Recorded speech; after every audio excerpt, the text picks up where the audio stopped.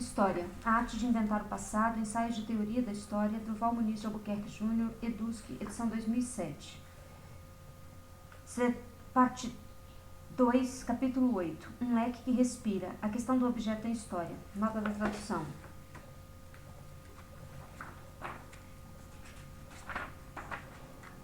Texto originalmente publicado em Vera Portocarrero e Guilherme Castelo Branco, como organizadores. Retratos de Foucault, Rio de Janeiro, NAU 2000, páginas 117 a 137. Páginas 149 a 164. Capítulo 8. Um leque que respira. A questão do objeto em história. Citação. A fantasia é um dom de inserir no infinitamente pequeno, de inventar para cada intensidade, traduzida em extensão, uma nova e superabundante plenitude. Em suma, de tomar cada imagem como se fosse um leque que se respira só quando se abre. Estrada a senso único, Walter Benjamin, Torino, Einaudi, 1983. Cita. Ou citação. Como todo real é espesso, aquele rio é espesso e real. Como uma maçã é espessa. Como um cachorro é mais espesso que uma maçã. Como é mais espesso o sangue do cachorro do que o próprio cachorro. Como é mais espesso um homem do que o sangue de um cachorro. Como é muito mais espesso o sangue de um homem do que o sonho de um homem.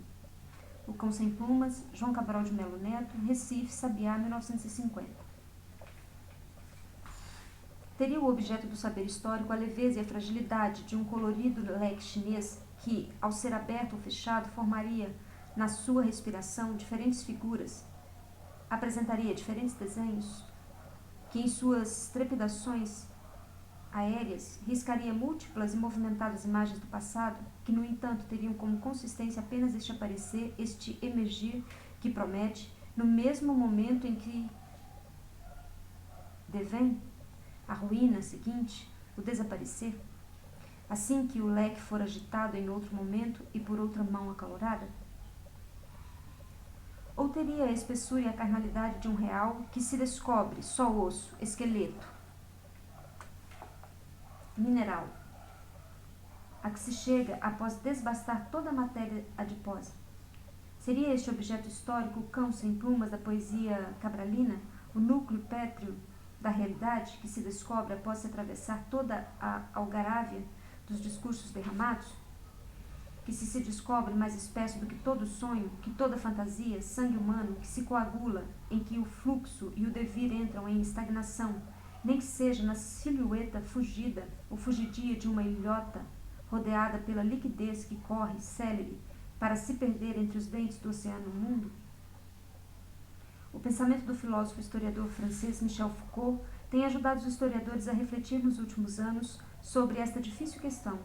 A analítica do objeto histórico no pensamento Foucaultiano é o tema deste texto que, no entanto, não se deterá numa abordagem filosófica ou epistemológica desta temática, mas tentará, a partir da própria prática da pesquisa histórica inspirada por este pensador, tratar das importantes mutações que em suas reflexões acerca do objeto histórico trouxe para o nosso métier e a abertura para novas formas de ver e dizer o passado que o seu trabalho nos proporcionou, aliados a incompreensões e agressivas reações que também causaram no conjunto dos profissionais da área. Algumas vezes, em seus próprios textos, Michel Foucault falou do desagrado que seus textos causariam aos historiadores ou argumentou que o que fazia não era história, tal como entendiam os profissionais da área. Isto não o impediu de influenciar muitos deles e de ser considerado por outros como alguém que revolucionou este campo do saber. Qual seria, então, a perturbadora novidade da forma de tratar o objeto histórico que teria feito de Foucault um pensador incômodo, mesmo para seus detratores? O que teria tornado uma referência tão importante neste campo, que não se poderia passar por ele impunemente? A ele seria obrigatório referir-se, nem que fosse para denegá-lo. Nota 1. Na minha prática como historiador, o primeiro grande impacto do pensamento de Foucault foi a radicalização da própria percepção da história ou da historicidade de todos os objetos a serem trabalhados por este saber. Com ele, não havia mais nenhum objeto histórico que não fosse encarado como um acontecimento, tendo uma emergência em um determinado momento histórico para se dissolver, mudar de contornos, redefinir-se, passar por rupturas mais adiante. Acontecimento fundado na experiência, nas práticas de homens que agem, veem e dizem o que fazem, a partir dos limites que seu próprio tempo coloca. Com ele aprendi a olhar para o destino, ou para o desenho das bordas, dos limites, das fronteiras, que marca e desmarca cada corpo, cada pensamento, cada prática, cada discurso. Com ele aprendi que o passado se configura, adquire forma, é desenhado na incessante batalha que os homens levam ou travam no presente, buscando dar a ele uma consistência, uma estabilidade, uma memória que sirvam de suporte para projetos, estratégias, astúcias que apontam para a construção de verdades possíveis sobre o ser do homem no tempo. Como um leque chinês, o passado apresenta diferentes figuras dependendo de quem o manipula, embora este manipular nunca se dê de uma forma voluntarista ou conspirativa. Isso não impede que este ganhe espessura, viscosidade, que ilhotas de certeza se estabeleçam pela repetição exaustiva de dados elementos nos discursos que o enunciam. Cita: Paul Rie se engana, como os ingleses, ao descrever gêneses lineares, ao ordenar, por exemplo, toda a história da moral através da preocupação com o útil, como se as palavras tivessem guardado seu sentido, os desejos, sua direção, as ideias, sua lógica. Como se esse mundo de coisas ditas e queridas não tivesse conhecido invasões, rapinas, disfarces e astúcias. Daí, para a genealogia, um indispensável demorar-se, marcar a singularidade dos acontecimentos longe de toda finalidade monótona. Espreitá-los lá onde menos se os espera, e naquilo que é tido como não possuindo história. No sentimento, o amor, a consciência, os instintos, apreender seu retorno, não para traçar a curva lenta de uma evolução, mas para reencontrar as diferentes cenas onde eles desempenharam papéis distintos, e até definir o ponto de sua lacuna, o momento em que eles não aconteceram. Nota 2. Fim da citação. Com Foucault, aprendi que nada pode ser visto como natural, justo, verdadeiro, belo, desde sempre. As formas que os objetos históricos adquirem só podem ser explicadas pela própria história. É vasculhando as camadas constitutivas de um dado saber, de um dado acontecimento, de um dado fato, que podemos apreender os movimentos de seu aparecimento, aproximar-nos do momento em que foi ganhando consistência, visibilidade e visibilidade. Foi emergindo como as duas conchas emergem do trabalho lento de petrificação do lamaçal do mangue. Os fatos históricos seriam como arrecifes, nascidos do paciente trabalho de aglutinação dos detritos, da dispersão de práticas e discursos que vão se cristalizando, delineando o relevo do passado, que, embora nos pareça inteiriço e sem fissuras, guarda no seu interior, para um curioso arqueólogo, movimentos tectônicos incessantes, vagas e estremecimentos que ameaçam fazer voltar ao fluxo do tempo aqueles ou aquelas cristalizações. Cita: Em uma palavra, quer-se na verdade renunciar às coisas, despresentificá-las, conjurar sua rica, relevante e imediata plenitude, que costumamos considerar como a lei primitiva de um discurso que dela só se afastaria pelo erro, esquecimento, ilusão, ignorância ou inércia das crenças e das tradições, ou ainda desejo inconsciente, talvez, de não ver e não dizer, substituir o tesouro enigmático das coisas anteriores ao discurso pela formação regular de objetos sem referência ao fundo das coisas, mas relacionando-os ao conjunto de regras que permitem formá-los como objeto de um discurso e que constituem, assim, suas condições de aparecimento histórico. Fazer uma história dos objetos discursivos que não nos enterre na profundidade comum de um solo originário, mas que desenvolva o nexo das regularidades que regem sua dispersão. Nota 3, fim da citação. Foucault nos faz pensar os objetos que o historiador estuda como uma fabricação artesanal. Ele é responsável por sua seleção, seu recorte, sua elaboração. Embora parta de matérias deixadas pelo passado, de escrituras que procuram reter o sentido de cada instante, de cada experiência que contavam. O historiador fará com eles seu próprio origami, dobrará de uma outra forma estas páginas amareladas, dará a elas uma nova respiração, nascida do sopro da imaginação, da intuição, do sonho e da fantasia. Cita: Isso significa que não se pode falar de qualquer coisa em qualquer época. Não é fácil dizer alguma coisa nova. Não basta abrir os olhos, prestar atenção ou tomar consciência para que novos objetos logo se iluminem e na superfície do solo lancem sua primeira claridade. O objeto não espera nos limbos a ordem que vai liberá-lo, permitir-lhe que se encare em uma visível e loquaz objetividade. Ele não preexiste a si mesmo, retido por algum obstáculo aos primeiros contornos da luz, mas existe sob as condições positivas de um feixe complexo de relações. Nota 4. Fim da citação. Pois com Foucault aprendi que a realidade é o que cada época assim os definiu. Exercitando um normalismo radical, o historiador deve estar atento para com cada época histórica ou para com o que cada época histórica definiu, o que era realidade, o que era verdade. Ficar atento para o fato de que não há um mesmo referente e que diferentes nomes são atribuídos a objetos atribuídos. O objeto não permanece o mesmo quando muda de nome. Se a linguagem é definidora da experiência humana, se é ela que dá sentido e significado ao que cada homem faz, se ela descreve de forma diferente uma prática que parece ser a mesma, é porque esta não o é. Nota 5. Foucault nos ajudou a questionar um realismo e um verismo que marcaram o discurso da história até muito recentemente, que nos faziam ficar muito próximos de um saber do século XIX.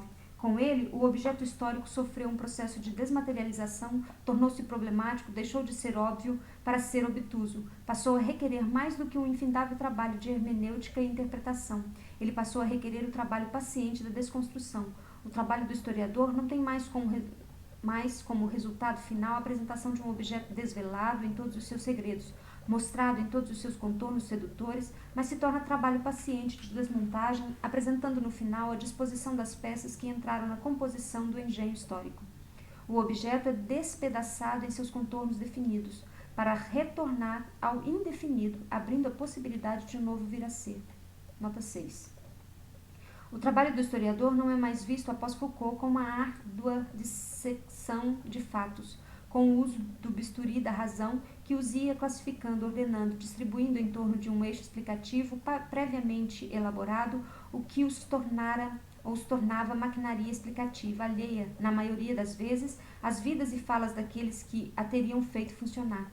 Com ele, o trabalho do historiador é insuflar nova vida aos relatos que nos dizem o que era passado através do uso da imaginação, da nossa capacidade poética de retramar o que está tramado, de redizer o que está dito, rever o que já foi visto, para que estes revelatos ou relatos nos sirvam para demarcar a nossa diferença, sirvam-nos para nos tramarmos, dizermos e vermos de uma outra forma. Deve-se transformarmos, está escrito errado. Dizermos e vermos de uma outra forma. A história é a experiência que se troca com o passado para melhor distanciá-lo, para que nós possamos ser cada vez mais estranhos a estas vozes e seres que se anunciam do antanho, mais estranhos a nós mesmos. Nota 7. Devemos desconfiar, pois, dos objetos definidos para o saber histórico. Devemos perceber que estes foram transformados em objetos num dado momento, numa dada configuração de forças e saberes, e é desta que eles falam. Mais do que explicarmos os fatos e interpretá-los, devemos seguir suas linhas de constituição e rendilhado de lutas, experiências e falas que deram origem ao seu desenho, atento para os silêncios que são incontornáveis, mas são também elementos de sua tessitura. Se pensarmos o passado como uma renda permanentemente retrabalhada, devemos relembrar ou lembrar que não são apenas as linhas, laços e nós, por nós coloridos, que dão forma ao desenho projetado. São justamente os buracos, os vazios, as ausências que são responsáveis para fazer aparecer com nitidez o que se pretendia fazer. Nota 8. Com ele aprendi que não há um objeto histórico que não seja, no mesmo instante, um objeto de política. Os contornos que damos ao passado, as regiões deste que iluminamos, os sujeitos que apanhamos entre poeira e fazemos novamente se encenarem, as tramas que pensamos ouvir nos desvãos dos arquivos, entendem ou atendem a problemas e embates de nosso próprio tempo, em que estão mergulhadas nossas próprias vidas. Nada nos chega do passado que não seja convocado por uma estratégia, armado por uma tática visando a atender alguma demanda do nosso próprio tempo. Por uma tática visando a atender alguma demanda do nosso próprio tempo. O fato histórico é sempre sangue coagulado que volta a escorrer impulsionado por algum sonho, ferida que se faz no presente pela descoberta da violência lacinante que o separou do passado, brasa que volta a queimar após ser reavivada pelo gesto que remove as cinzas que a haviam apaziguado. Nota 9. Os historiadores profissionais, enfurecidos pela invasão de territórios feita por aquele cavaleiro bárbaro da filosofia e desconcertados por sua forma de pensar o objeto em história, tentaram de início ignorá-lo, para com o passar do tempo irem adotando alguma de suas formulações ou partindo para o ataque frontal, tentando desqualificar o seu trabalho como historiador, deixando clara a compreensão distinta que estes profissionais tinham do que Foucault fazia e chamava de história. Assustados com a forma original como Foucault ordenava os acontecimentos, recortava novas tramas distintas daquelas consagradas pela historiografia, daquelas nomeadas como a trama principal de um dado momento, os historiadores o acusam de imprecisão e de não consultar os documentos adequados e de não levar em conta os fatos que deveria aparecendo claramente nestas críticas, uma visão naturalizadora dos objetos históricos, mesmo entre aqueles que pretendem ter, há muito tempo, escapado de uma visão positivista do objeto da história. Nota 10. Ao que Foucault responderia argumentando com a necessidade de desnaturalizar os objetos históricos, de pensá-los como intrigas que podem ser refeitas dependendo do objeto ou estratégia que atravessem o texto.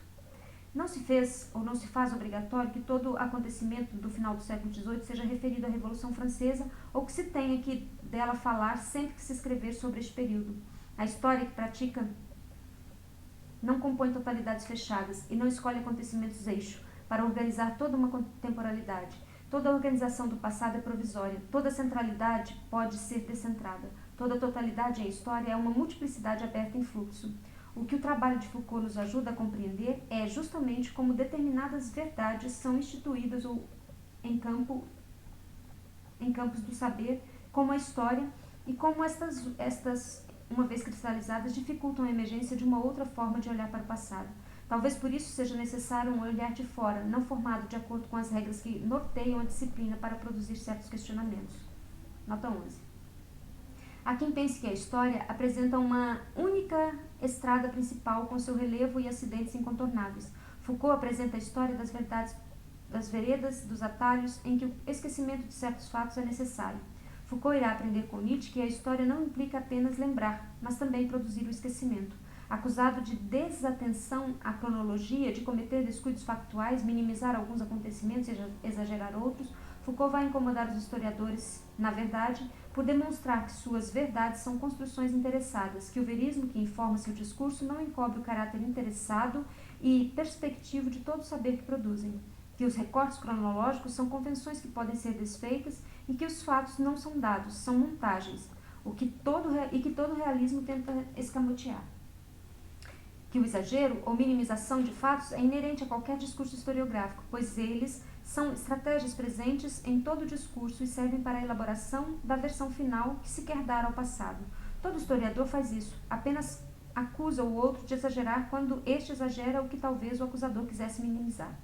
Talvez seja isto que incomode tanto em Foucault, o fato de ele ter desmascarado as astúcias do nosso discurso. Talvez seja isso que faça com que os artigos que pretendem avaliações de seu trabalho historiográfico não passem, em sua maioria, de iracundos ataques objetivos à sua pessoa, assacando adjetivos como nihilista, confuso, racionário, asteta, contemplativo, impreciso, etc. Nota 12.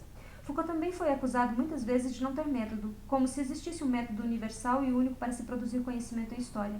Quase sempre, quando se acusa alguém de não ter método, é porque este não se pauta pelo método que quem escreve critica, a crítica julga possuir. O que Foucault não oferece é um esquema que torne a história de fácil explicação. Não oferece um modelo universal de compreensão do passado, uma maquinaria conceitual que tudo explicaria e a que tudo seria reduzido. Fazer história com Foucault requer criatividade, usar seu pensamento diferencialmente, inventar seu próprio caminho a cada pesquisa. Seria mais honesto e produtivo admitir a diferença de método e discuti-la. Um dos pontos de divergência entre a história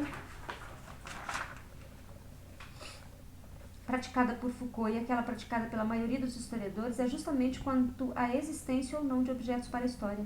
A maioria dos historiadores diverge e se questiona quanto à história de um objeto, mais dificilmente quanto à história do objeto. Os historiadores se digladiam em torno de uma versão para a Revolução Francesa, mas jamais a tomam como um objeto, um acontecimento que ganhou sua unidade, ganhou seus contornos, encontrou seus fatos no discurso daqueles que venceram, e que este evento precisa ser retornado à sua dispersão inicial, podendo ganhar contornos totalmente outros. Nenhum fato histórico possui uma documentação consagrada que não possa ser substituída por outra, ou mesmo é constituído de um conjunto de eventos que não possam ser substituídos por outros, o que depende do olhar do próprio historiador e do tipo de história que se gostaria de fazer.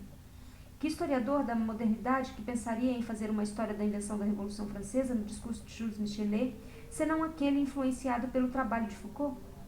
É esta forma de pensar os objetos históricos como construções discursivas que desconcerta e causa desconforto entre os historiadores. Nota 13.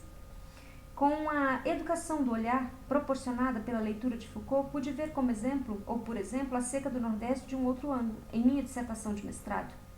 A seca pareceu-me desnaturalizada como um problema histórico que emergiu em um preciso momento, a segunda metade do século XIX, intrigado com a afirmação constante de que só com a grande seca de 1877 e 1879 esta passara a ser encarada como um problema regional e nacional. Desconfiei de que estava diante do surgimento histórico de um problema para o pensamento de um objeto, para o saber e o poder.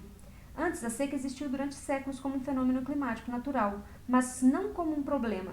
Só foi encarada assim quando os discursos que circulavam num dado momento histórico assim o nomearam, a partir de interesses das elites regionais que descobrem neste fenômeno um excelente argumento para reivindicarem recursos, investimentos e maior atenção do Estado.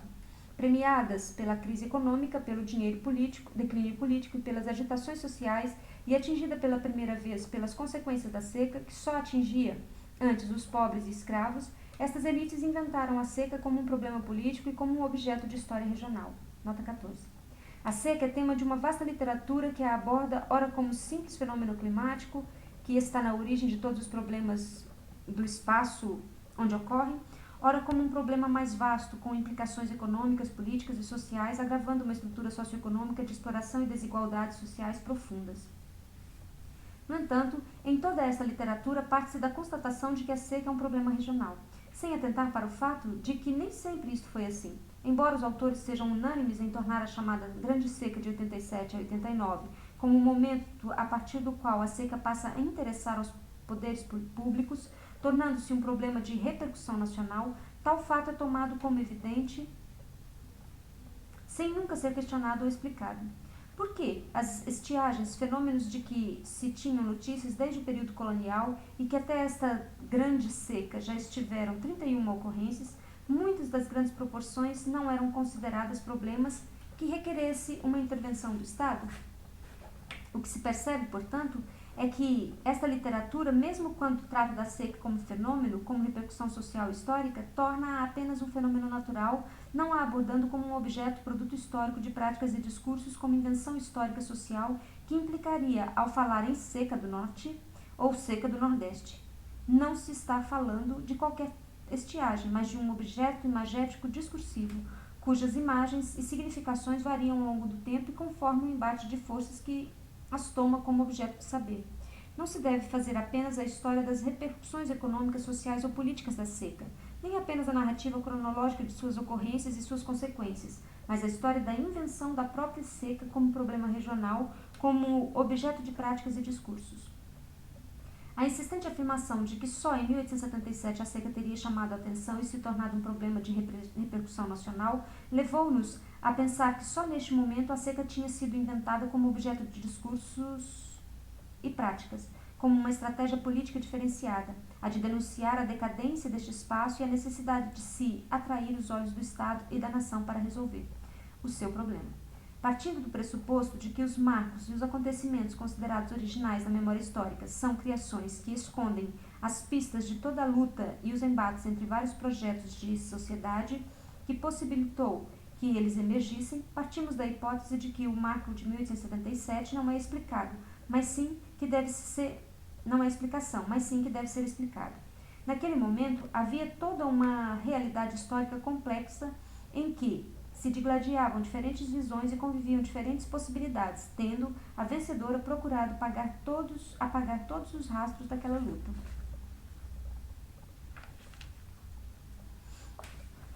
A transformação da seca em um problema nos pareceu, então, como um processo conflituoso, em que diferentes práticas e discursos se defrontavam, fazendo emergir deste novo objeto de saber e poder, este novo objeto histórico, a seca do Norte, cuja invenção deve ser apagada, remetendo-o para o reino da natureza, correndo, portanto, no final do século XIX, uma mudança na imagem e no uso do fenômeno da seca. Para compreender tal mudança, procuramos analisar os principais discursos em torno deste fenômeno e as práticas que o conformaram ou o informaram. Discursos e práticas que transformaram a seca em problema regional e nacional e na principal causa de todas as demais dificuldades vividas por esta parte do território nacional. Perguntamos-nos, portanto, quais as séries de acontecimentos e de discursos que transformaram a seca de 1877 a 79 em algo excepcional dentro da secular história das secas, já que, enquanto acontecimento da natureza, nenhum aspecto a credencia a ser tomada como um marco. Sua duração foi inferior a muitas outras e atingiu uma área muito menor. Também não foi intensa, porque ocorreram chuvas esparsas durante o período, e mesmo a população por ela dizimada foi proporcionalmente inferior à da seca de 1825, por exemplo. Ao fazermos o levantamento documental para pensarmos a seca do Nordeste como objeto fruto da própria trama histórica, acabamos por descobrir que o próprio recorte regional Nordeste também não era natural ou ahistórico. Espantamo-nos ao descobrir, com o nosso olhar educado pela visada Foucaultiana, que o Nordeste emergia muito recentemente da história brasileira, que ele era também uma invenção histórica nascida de uma configuração histórica específica, em que forças e saberes moldaram novas subjetividades, fizeram entrar em ruína uma antiga geografia que demarcava identidades e eram as bordas frágeis do nosso próprio ser. Neste instante, o Nordeste de realidade dura, que parecia furar os olhos, ou os meus olhos com suas arestas, pareceu adquirir a leveza do ar tangido por um leque. Começou a desmanchar como um barranco de terra tragado pelo rio do tempo, fazendo-o desmoronar em sua inteireza para merecer no formigamento de sua constituição, para aparecer no formigamento de sua constituição. Como um tecido, começou a se desmanchar à minha frente. Nota 15. A questão que norteou o meu trabalho na tese de doutorado foi: o Nordeste existe como uma unidade, e essa homogeneidade magética e discursiva propalada pela mídia e que incomoda a quem mora na própria região? O Nordeste existe como esta unidade e esta homogeneidade magética e discursiva propalada pela mídia e que incomoda a quem mora na própria região? Se existe, desde quando? O que fizemos neste trabalho foi a história da emergência de um objeto de saber e de um espaço de poder, a região Nordeste. Buscamos estudar a formação histórica de um preconceito, e isto não significou previamente nenhum sentido pejorativo. O que estudamos é como se formulou um arquivo de imagens e enunciados, um estoque de verdades, uma visibilidade e uma disibilidade do Nordeste que direcionam comportamentos e atitudes em relação ao nordestino e dirige inclusive o olhar e a fala da mídia, como a própria ideia de Nordeste e nordestino impõe uma dada forma de abordagem imagética e discursiva, para falar e mostrar a verdadeira região. Tratou-se de pensar como a região tornou-se uma problemática que práticas discursivas e não discursivas fizeram esta questão emergir e a constituíram como objeto para o pensamento. Como emergiram das questões prementes às quais se devia dar uma resposta? O que é a região? Qual sua identidade? O que particulariza e individualiza o Nordeste? Este trabalho pretendeu, pois, levantar as condições históricas de possibilidade dos vários discursos e práticas que deram origem ao recorte espacial Nordeste. Longe de considerar essa região como uma inscrita na natureza, definida geograficamente ou regionalizada, pelo desenvolvimento do capitalismo com a regionalização das relações de produção, que é outra forma de naturalização. Ele buscou pensar o Nordeste como uma identidade espacial construída em um preciso momento histórico, final da primeira década do século passado e na segunda década do mesmo, como produto de entrecruzamento de práticas e discursos regionalistas. Estas formulações, ou esta formulação Nordeste, dar-se-á a partir do agrupamento conceitual de uma série de experiências erigidas como caracterizadoras deste espaço e de uma identidade regional. Estas experiências históricas serão agrupadas, fundadas num discurso teórico que pretende ser o conhecimento da região em sua essência, em seus traços definidores e que articula uma dispersão de experiências cotidianas, sejam dos vencedores, sejam dos vencidos, com fragmentos de memórias de situações passadas que são tomadas como prenunciadoras do momento que se vive, de ápice da consciência regional. Nosso objeto foi entender alguns caminhos por meio dos quais se produziu no âmbito da cultura brasileira o Nordeste, o nexo de conhecimento e poder que cria o nordestino e, ao mesmo tempo, oblitera-o como ser humano. O Nordeste não foi recortado só como uma unidade econômica, política ou geográfica, mas primordialmente como um campo de estudo e produção cultural, baseado numa pseudo-unidade cultural, geográfica e étnica. O Nordeste nasceu onde se encontra o poder e linguagem, onde se dá a produção imagética textual da espacialidade das relações de poder. Entendemos por espacialidade as percepções espaciais que habitam o campo da linguagem e se relacionam diretamente com o campo das forças que as instituem. Neste trabalho, o geográfico, o linguístico e o histórico se encontram, posto que buscávamos analisar as diversas linguagens que, ao longo de um dado processo histórico, construíram uma geografia, uma distribuição espacial dos sentidos. Foi preciso, para isso, rompermos com as transparências dos espaços e das linguagens, pensarmos as espacialidades como acúmulo de camadas discursivas e de práticas sociais. Trabalhamos nessa região em que linguagem, discurso e espaço, objetos históricos se encontram, em que a história destrói as determinações naturais, em que o tempo dá ao espaço sua maleabilidade, sua variabilidade, seu valor explicativo e, mais ainda, seu calor e efeitos de verdade humanos. Ao fazermos história das emergências ao recorte regional Nordeste, deparamos-nos insistentemente com os discursos que descreviam também os habitantes dessa região, o nordestino, e um espaço ou um aspecto me chamou a atenção. Estes discursos falavam do nordestino sempre como uma figura masculina, como um macho. Isto me levou à pesquisa que desenvolvi há alguns anos, inspirada nas formulações de Foucault sobre a construção histórica e social do corpo e das suas identidades, de nós mesmos como objetos e sujeitos da história. Esta pesquisa, do ponto de vista da metodologia, procurou operar em dois registros, em nível de discursos que estrategicamente definem um ser para o nordestino, uma visibilidade e uma dizibilidade, e em nível das práticas cotidianas dos homens neste espaço que podiam vir ou não a reproduzir os códigos de masculinidade, gênero e o dispositivo da sexualidade que estes instituem, mesmo sabendo que discursos e práticas mantêm entre si uma relação de circularidade, não no sentido vertical-horizontal, mas no sentido quântico de transversalidade e multiplicidade de interrelações na trama histórica. Com Michel Foucault, aprendi que existe uma brecha entre o dizer e o fazer que inventam um cotidiano diferenciado daquele que os discursos enunciam. As práticas cotidianas de gêneros, de ser homem, não estão determinadas nem pela genitalidade, nem pelos códigos de sexualidade. O gênero nem é natural, sendo uma criação histórica e cultural, nem está preso completamente a uma ordem dominante de prescrições, mesmo dentro de uma cultura como a nordestina, em que as práticas e imagens e os enunciados definem a exigência de forma muito restrita o ser masculino. As maneiras de praticar este gênero são variadas. As trajetórias culturais metamorfizam e ordenam a ordem dominante, impõem a esta micro-resistência, gestando micro-diferenças. Trajetórias culturais de homens que muitas vezes podem ser exemplos de arte no exercício, ao mesmo tempo da ordem e da burla. Nota 16.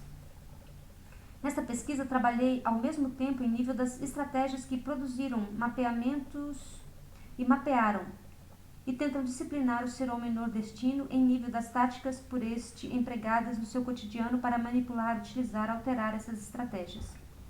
Entendendo estratégias como procedimento que nasce de um cálculo das relações de força e que são empreendidas por um sujeito de poder e de querer para atingir objetivos previamente traçados.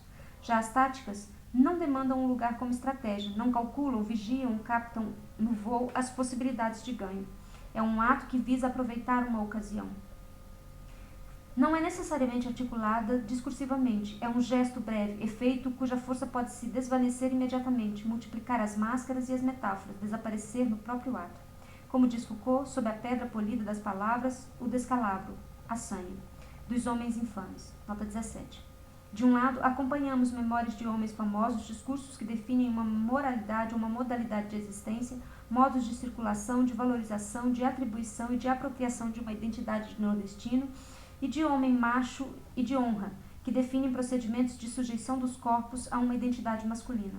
Por outro, acompanhamos vidas de homens sem fama, vidas singulares tomadas como estranhos poemas, vidas que transparecem em breves relatos, documentos, fábulas, em que se apresenta a dramaturgia de uma vingança, um ódio, um crime, um adultério, todos cheios de amor, gritos, súplicas, choros, decepções, de intrigas, de homens que não conseguiram ou não quiseram em suas trajetórias de vida atualizar o modelo de homem nordestino proposto pela ordem dominante. Momentos de autoprodução, de uma escrita de si, da adoção de um estilo, de ação diferente, de subjetivação de possíveis novas formas de ser homem. De um lado, pilhas de imagens e textos definindo quais são os bons usos e costumes de um homem no Nordeste, que vão definindo este objeto de toda forma de intervenção e este sujeito de todo tipo de ação. De outro lado, todos aqueles homens apanhados em flagrante de maus costumes, todos que se trocam, cruzam-se, embaralham-se. Não trabalhei nesta pesquisa os costumes como simples procedimentos estereotipados, recebidos e reproduzidos por um grupo, como procedimentos dotados de uma rigidez repetitiva e que impõem lugares fixos, mas procurei as astúcias, as artimanhas na forma de atualizar e repor estes costumes. Fiquei atento para como os contextos de uso que relativizam essa rigidez dos códigos de costumes, como estes podem ser vulgarizados, degradados, reinventados, dando origem a uma série de procedimentos que a polícia de costumes chamará de maus costumes. Como estes sofrem efeitos imprevistos de criatividade, de resistência, de antidisciplina. Uma camada social de práticas sem discursos, de gestos sem verdades, que subvertem a tagarelice dos discursos, que têm efeito de poder específicos, que obedecem a funcionamentos lógicos próprios e podem produzir alterações nas instituições da ordem e do saber. Nota 18. Portanto, meu trabalho como historiador está marcado por esta pergunta incessante que nos coloca o trabalho de Foucault como a história. Como foi possível que tal objeto viesse à tona? Como foi possível acreditarmos como o ahistórico ou natural algo que foi urdido nos embates da história? Como foi possível acreditarmos como o ahistórico ou natural logo foi urdido nos embates da história? O que nos fez ser o que somos? É possível sermos diferentes, pensarmos o diferente? Como Foucault, aprendi que a história deve ser a incômoda pergunta que não cessa de questionar o silêncio, o sono, o corpo, a vida.